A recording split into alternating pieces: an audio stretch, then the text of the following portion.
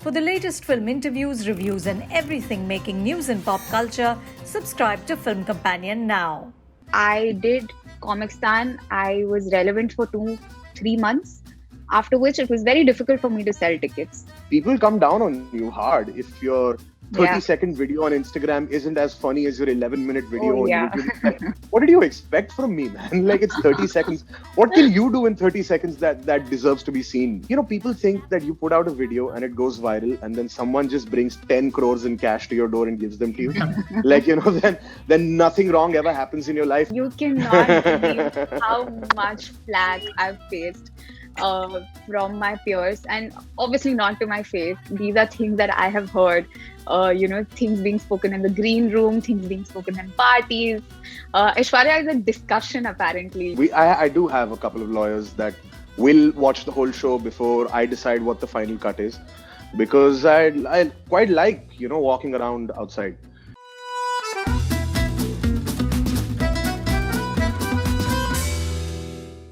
Hi, Aishwarya, Karunesh. It's great to have you on Creators Crossing. Yeah, it's great to be here. Lovely. Yeah, thanks for having us. Yeah. So the aim of the show is to sort of bring together different combinations of artists to discuss their journeys. And I mean, I'm a massive stand-up comedy nerd, so I'm so excited to be talking to you guys. I also think it's an incredibly exciting time for both of you. You know, Aishwarya, with you obviously shot to fame on Comicstan, and then you've been performing ever since. And the last 1 year, you know, when stand-up came to a standstill, you sort of exploded online as a sort of Instagram content creator. You also have a show now on Star Plus with Comedy Adda. Karunesh, with you, I mean, you've been writing since the age of 16, I believe, it's pretty insane. Yeah. I think you've written on shows like Takeshi's Castle and things on Cartoon Network. You've obviously written sketches for AIB. You've been performing comedy for the last 10 years, I believe, and you just shot your second special coming out on Amazon soon. Correct. So the first thing I wanted to ask you guys is, after a very strange year, how does it feel to be back on stage again now that things are up and running? And is it weird to perform to a sea of masks? Look, whatever version of stand-up that we get to perform right now is just incredible. Like, I don't really remember what it feels like to be in an auditorium where 500 people are sitting on 500 chairs anymore. I'm just used to this new version of it, and I'm just incredibly grateful, honestly. Like, I remember the first show I did after lockdown, and it was me and a couple of other comics. And after we got off stage, we were delirious. You would have thought we were drunk or something. It was insane. Like, I'm just happy this exists in whatever shape or form. Like, I'll get on Instagram and I'll like sell something or do something to make the extra money that touring used to bring in and keep performing for a socially distanced room of 50 people or whatever. But I just want this to exist. That's all, you know. It's like Karunesh is saying relatable content for me right now. It's literally how I feel about this entire thing, because since the time I've started working, it's been stand-up only for me, and it's been a pretty unlike, say, other comics who've properly seen the open mic circuit and then, you know, garnered their own audience and stuff. For me, within 2-3 months, I got Comics done. So I've not seen the grind, to be very honest. For me, some people would say that, oh, it came easy for me.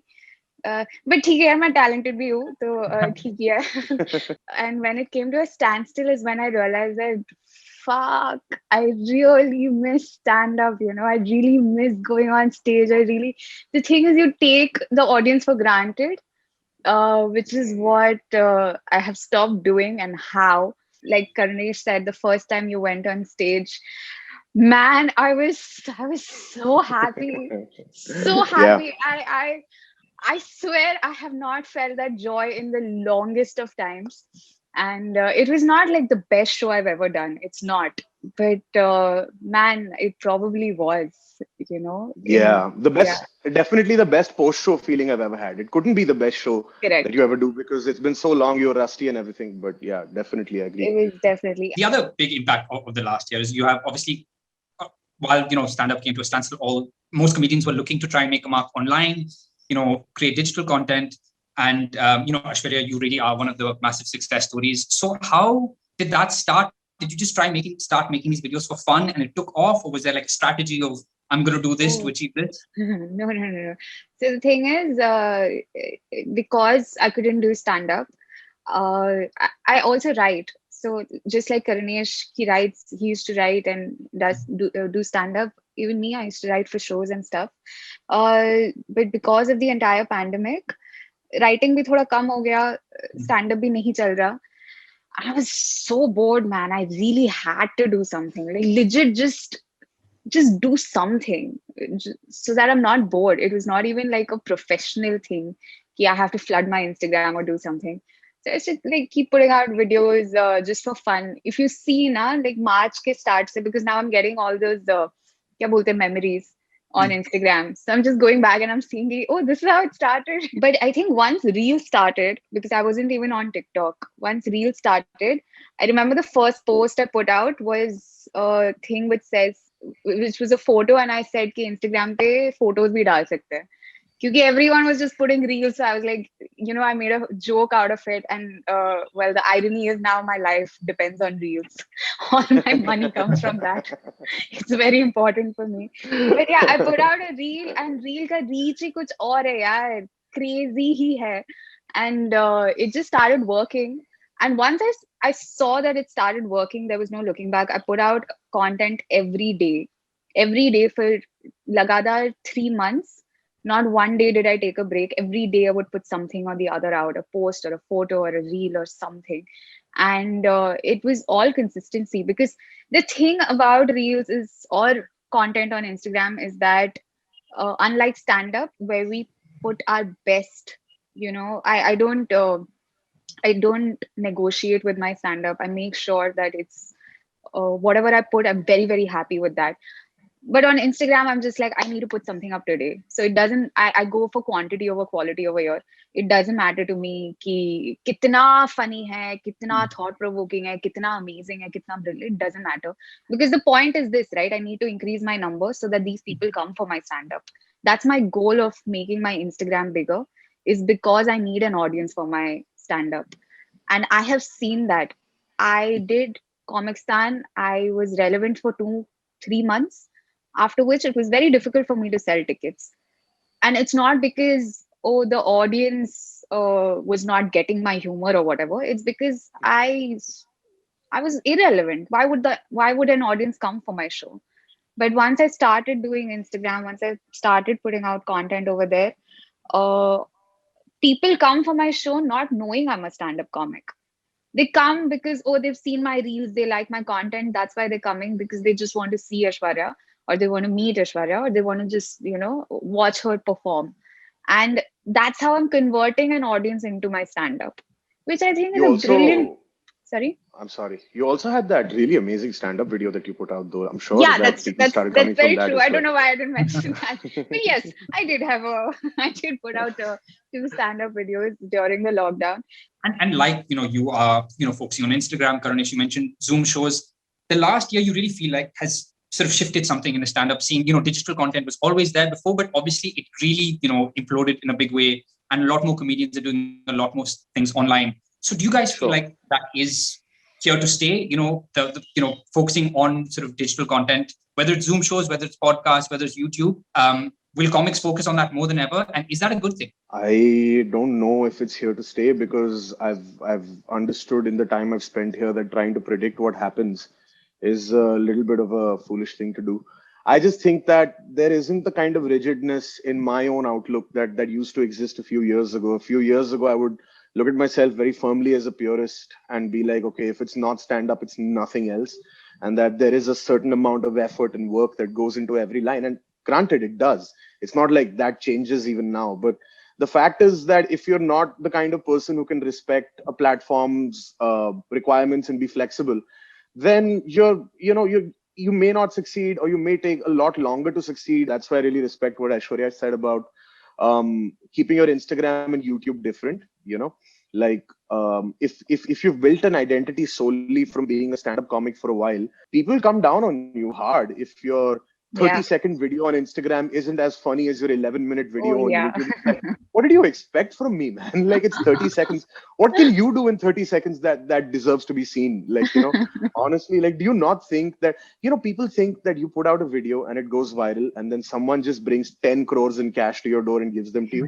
Like, then nothing wrong ever happens in your life, and you never need to build a business, and you never need to think about things practically. And I kind of think that that's a little bit silly. and we kind of shoot ourselves in the foot because of the approval of our peers, our community, all of those things. And what are you going to like impress 30 depressed comics? Or not to say that there's not to say that I judge people with depression or anything like that, but I'm just saying, 30 comics who are saying most of what they say out of envy, or are you going to like then try to build your career? I think it's about time that we sort of grew up from that. And when I say we, I mean comedians also, and some of the younger, mostly male audience members also grow up from that sort of mentality of this is what we expect from you and this is what you should do. And then every line out of your mouth should be something that I want to put on my t-shirt and I want to quote in a party. And it's like, that's not going to happen. When people, and we mostly suck, we just edit out the best parts and show them to you. That's it.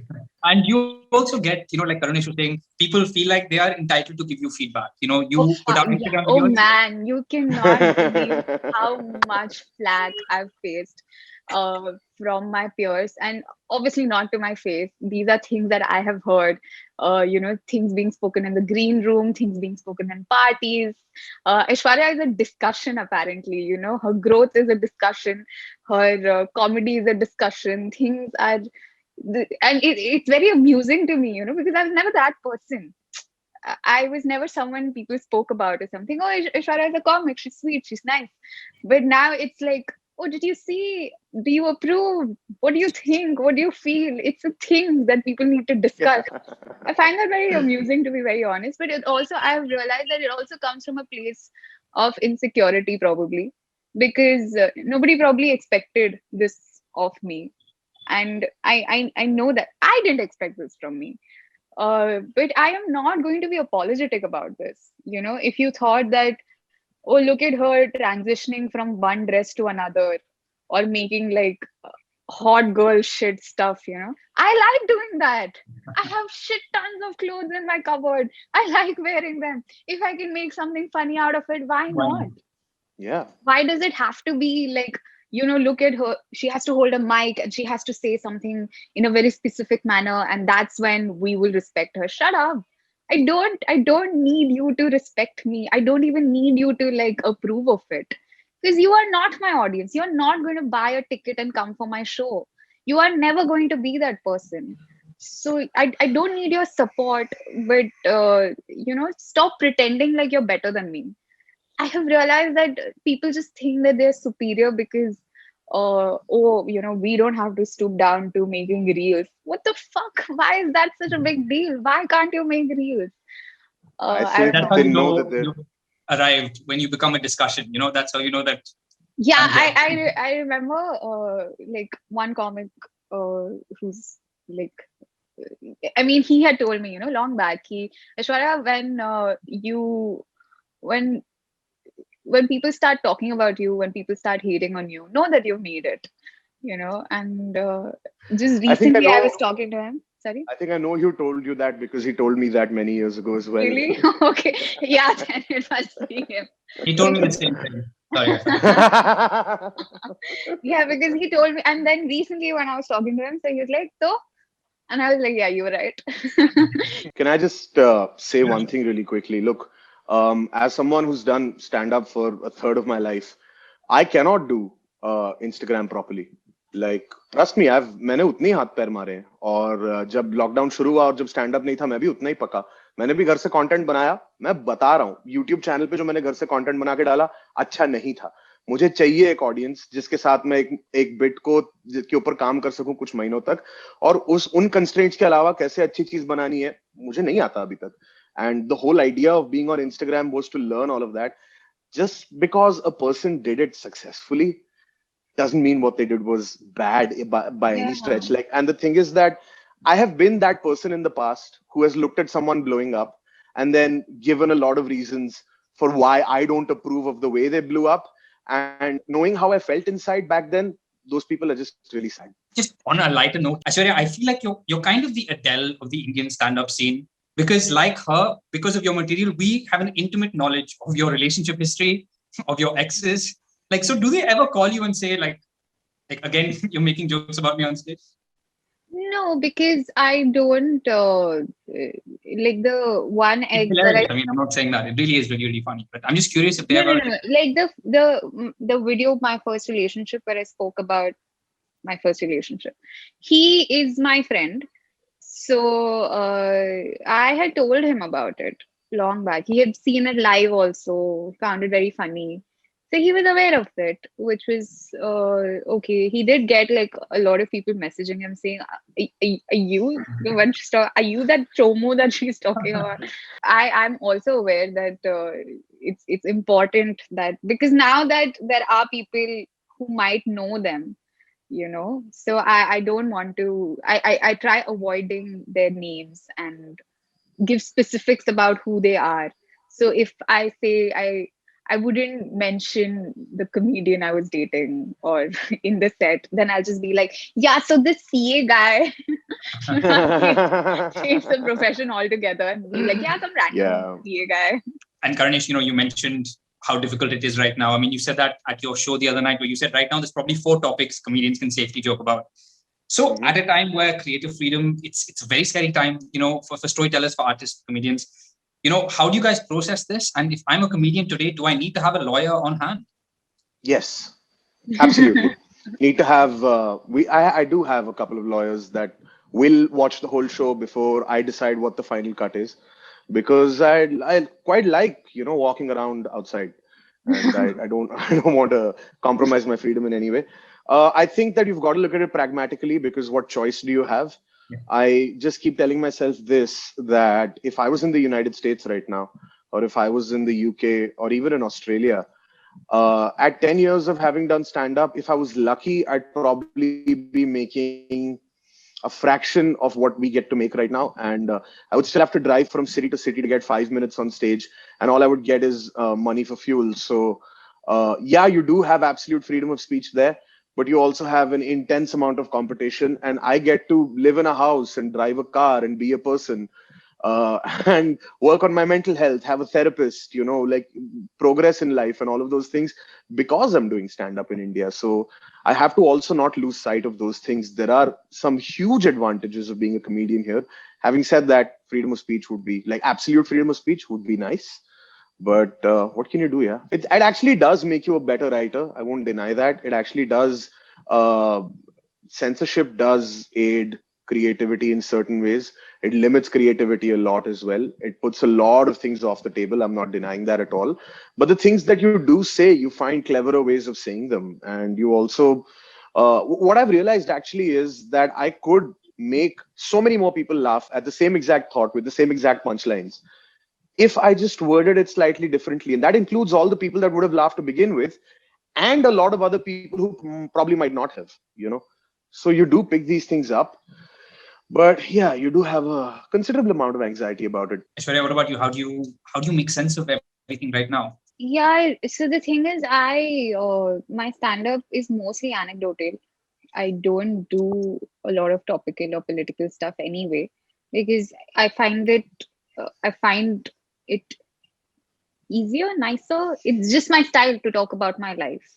Okay, politics is not something that I am overly passionate about. Of course, I'm aware about it and I have opinions and all of that, but it's not something that, I would risk my career for. Or I'm fairly happy with talking about my exes, my mom, my dad, someday my dog. I don't know. These are things that I enjoy talking about. But the thing is, it even in my set when I'm talking about these things, like right now I have a set where I do have some political jokes here and there, which is just like a throwaway joke. It's not even that I'm particularly talking about it, but it's like a nice tag or something like that, which I do on stage, and I for a fact know that I won't be able to record it.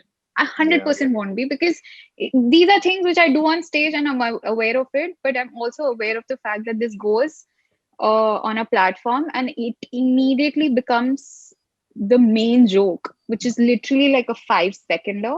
Throwaway line, yeah. Yeah, will become the main thing that Aishwarya Mohanraj spoke about, blah, blah, blah. And man, I legit don't want that. You can take away this 5 seconds from my life and I'll be happy. I don't need this jan. And to be honest, it's not unreasonable considering the Yeah. kind of things that people go to jail for right now. It's not unreasonable that my parents are worried. for my dad, the only thing he says to me is, you want to talk about whatever you want to talk about, do that, but please stay away from politics. I guess that comes with the territory of being a comedian nowadays. You get very good at writing disclaimers.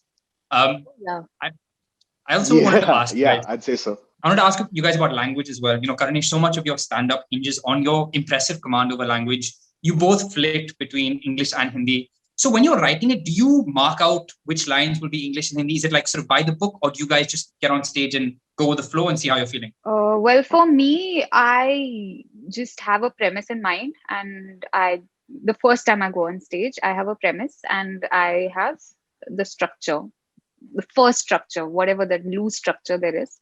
And because I mostly do stories, it's me going on stage and trying out the story for the first time. So it would be the story how I tell a friend, So it's not, and this is now. When I started off, it was proper ki main joke likhti thi, word to word, pause, enunciation, everything was properly charted down. Now it's more like, I go, I say my story, listen to my recording, and then figure out everything else. My language has changed in terms of, I feel the way I speak, my comedy has changed or evolved because I have changed and evolved. The way I speak, the way I even if you compare my stand-up now to my set from Comic Stan, you won't be able to say that it's the same person, because my delivery is different. Everything, my expressions, my language, my structure, the words I use, or the way I pause, everything is different. It's a completely different comic. Is it the same for you, Karunesh? Do you just sort of go on stage and see how you're feeling, or is it all pre-written in a certain way, language-wise? I mean, it's a bit of both for me. Like Aishwarya, early on, every word, every pause, everything was written, and it was mostly English. And then as time passed, I realized that this is not how I'm funny around my friends. Correct. Around my friends, I'm sort of speaking in English and then speaking in Hindi. And then, so with me, it's like, again, like Aishwarya, I'll think of a premise. I'll think of a few angles. Maybe I'll have a couple of punchlines written down the first time I do it, right? So at that point, I question, does this sound funnier in Hindi? Does this sound funnier in English? What if I change up certain words and use them? So that's when the writing actually starts, after performing it 5 or 6 times. After that, yeah, every line there is a decision that this line is in Hindi for a reason and this line is in English for a reason. There is a specific decision made for it. And that's just because I think that, I don't know, this is going to sound gassy and pretentious as fuck, but it's really what I think. So I'm just going to say it. I just think that it's a language of its own, being funny. Yeah. Like you can say things in Hindi or English or in French, or you can say them funny, I feel like a lot of my favorite comedians are people that say things that everybody's thought of, but the way they say it and the words they choose is what makes them really great. That's what I like in India about Abhishek Upmanyu or Varun Grover. That's what I like even abroad about people like Mitch Hedberg. I mean, okay, for instance, his observations were also pretty unattainable for your average comedian, or even for a really good comedian. He was a legend and he was special.